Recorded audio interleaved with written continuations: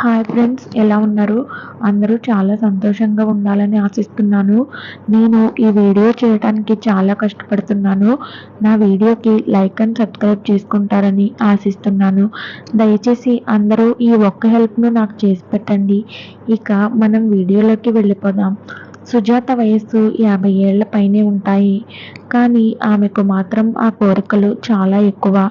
ఎందుకంటే తన భర్త 20 ఏళ్ల నుంచి దుబాయ్లోనే ఉంటున్నాడు. ఇక తన అందం మొత్తం అడవి కాచిన వెన్నెలలాగా తయారవుతుంది. కానీ ఒకరోజు తన అల్లుడితో కలిసి ఒక అనుకోని సంఘటన ఆమె జీవితంలో జరిగింది. సుజాతకి ఒక్కగానొక్క కూతురు. ఆమెని చాలా గారాబంగా చూసుకునేది సుజాత. ఆ గారాబం చేతనే ఆమెకి పెళ్లి చేసి కూడా అల్లుడిని ఇల్లరికం తెచ్చుకుంది. సుజాతని ఆమె కూతురు చూసిన వారందరూ ఇద్దరు అక్కా చెల్లెళ్ళు మాదిరిగా ఉన్నారని అంటూ ఉండేవారు. మరి అంత అందంగా ఉండేది సుజాత. బంగారు వర్ణం వంటి రంగు, నడుస్తుంటే పురుదుల మీదకి పడేటటువంటి పొడవైన జుట్టు ఆమె సొంతం. ఇది ఇలా ఉండగా ఆమె అల్లుడు కూడా పొడవుగా, ఎత్తుగా ఉండేవాడు.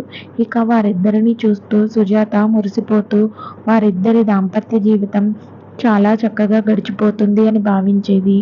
రోజు అల్లుడు ఇంటికి రాగానే కూతురు అల్లుడికి భోజనం వడ్డించి వారిద్దరూ కలిసి వారి గదిలోనికి వెళ్ళిపోయేవారు. ఇక బయట ఉన్న సుజాతకు మాత్రం నిద్ర పట్టేది కాదు. లోపల కూతురు అల్లుడు ఉంటూ ఏమో శబ్దాలు చేస్తూ ఉండేవారు. అవి విని సుజాత ఒక్కోసారి అస్సలు తట్టుకోలేకపోయేది. ఎలా అయినా సరే తన అందాన్ని వృధా కానివ్వకుండా ఉంచాలని మనస్సులో అనుకుంటుంది. మరుసటి రోజు సుజాత కూతురు తన ఫ్రెండ్ పెళ్లికి వెళ్ళాలని సిద్ధమవుతుంది. భర్తను కూడా రమ్మని ఫోన్ చేసి చెప్తే, ఆఫీస్లో పని ఉంది, నువ్వు వెళ్ళి వచ్చేయని అంటాడు. ఇక సరేనని ఒక్కతే సాయంత్రం 7 గంటలకి బయలుదేరి వెళుతుంది. రాత్రి 9 అయ్యేసరికి అల్లుడు ఇంటికి వచ్చాడు.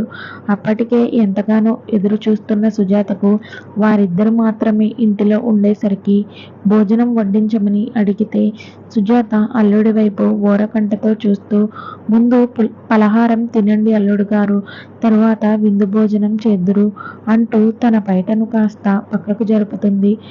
అత్తలో ఆ మార్పును గమనించిన అల్లుడు భోజనం చేస్తూ ఆమె వైపే అదే పనిగా చూస్తున్నాడు. సుజాత కూడా అల్లుడి కళ్ళల్లోకి కత్తులతో గుచ్చుతున్న మాదిరిగా చూస్తూనే ఉంది. తన అల్లుడు పూర్తిగా రెచ్చగొట్టింది తన చూపులతో. అసలే మగాడు, ఎందుకు ఊరుకుంటాడు? అవకాశం ఇవ్వగానే అల్లుకుపోతాడు. అతను తిన్న కంచం తీసుకొని వంటగదిలోనికి వెళ్ళింది. ఆమె వెంటే పరిగెత్తుకుని వెళ్ళి అతను తన చేతులను ఆమె నడుం చుట్టూ గట్టిగా బిగించాడు. ఆమె కూడా పెళ్ళాన్ని వదిలేసి తన చేతులను అతని భుజం పైన వేసి గట్టిగా నొక్కింది. అప్పటికే ఆవేశంలో ఉన్న ఇద్దరు పక్కనే ఉన్న కూతురి గదిలోనికి వెళ్ళి అక్కడ ఉన్న మంచం మీద పడిపోయారు. ఆవేశంతో అల్లుడు అల్లుకుపోతుండగా ఆమెకు కూడా అవి చాలా బలహీన క్షణాలుగా మారాయి. అత్త గమ్యస్థానాన్ని గట్టిగా టార్గెట్ చేసి పనిలో దూసుకుపోతున్నాడు. ఆమె చూపులతో అతన్ని ఇంకా కాస్త రెచ్చగొడుతుంది.